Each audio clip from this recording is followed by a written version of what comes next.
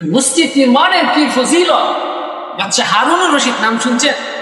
বাচ্চা হারুনুর রশিদ সে একটি নিয়োগ করলো যে আমি আল্লাহর মসজিদ একাই নির্মাণ করব।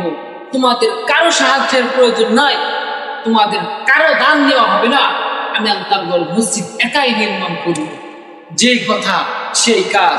সে আল্লাহর মসজিদ নির্মাণ করার জন্য দামি দামি পাথর নিয়ে আসলো, বিশাল বড় বড় করে পাথরগুলো স্তূপ দিয়ে রাখলো। মসজিদ নির্মাণের কাজ শেষ হয়ে গেল। মুসল্লিরা সেই মসজিদে ইবাদত বন্দেগী করতে শুরু করে দিল। সেই মসজিদের মধ্যে মুসল্লিরা নিয়মিত নামাজ আদায় করতে শুরু করে দিয়ে দিল। মুসল্লিদের ইবাদত বন্দেগী দেখে বাচ্চা হারুন রশিদের মনটা জুড়িয়ে গেল। তিনি অনেক খুশি হয়ে গেল। আশ্চর্য ঘটনা হলো, বাচ্চা হারুন রশিদ একদিন রাত্রেবেলা ঘুমাইলো। ঘুমের করে দেখলো একদল ফেরেশতারা তার কাছে আসলো।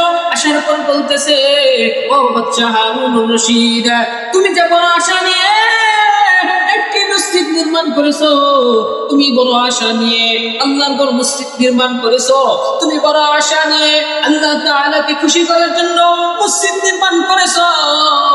আল্লাহ তাআলা খুশি হইয়া তোমার জন্য জান্নাতের মধ্যে একটি বাড়ি নির্মাণ করে দিয়েছে। ও বাচ্চা হারুন রশিদ, আল্লাহ তাআলা আরো জানাইয়া দিলেন, ও বাচ্চা হারুন রশিদ, আল্লাহ তাআলা তোমাকে জান্নাতের বাড়িটি দেখার জন্য তোমাকে নিয়ে যাইতে বলছে। তুমি যেন জান্নাতের বাড়িটি তুমি যেন প্রদর্শন করতে পারো। বাচ্চা হারুন রশিদ, চলো আমাদের সঙ্গে চলো। বাচ্চা হারুন রশিদ ওই ফেরেশতাদের সাথে চলতে লাগলো। যাওয়ার পর দেখলো একসঙ্গে দুইটা বাড়ি। বাচ্চা হারুন রশিদ তিনি অনেক খুশি হয়ে গেলেন। খুশি হওয়ার পর বলতেছে, ওগো আল্লাহ, আমি তোমার জন্য একটি বাড়ি নির্মাণ করেছি। ওগো আল্লাহ, তুমি খুশি হইয়া আমাকে দুইটি বাড়ি তুমি দিয়েছো। বরাবর তার বাড়ির মধ্যে প্রবেশ করলো। বরাবর তার বাড়ির মধ্যে প্রবেশ করার পর গিয়ে দেখলো এত সুন্দর বাড়ি সে কখনো আর দেখে নাই। ওই বাড়িটি দেখার পর বলতেছে, চলো ওই বাড়িটি দেখে আসি। ওই বাড়ির সামনে যাওয়ার সঙ্গে সঙ্গে ওই বাড়ির দারোয়ান গুলো তাকে বাধা দিল। বলতেছে, তোমার নাম কি? বাচ্চা হারুন রশিদ বলল, আমার নাম হারুন রশিদ।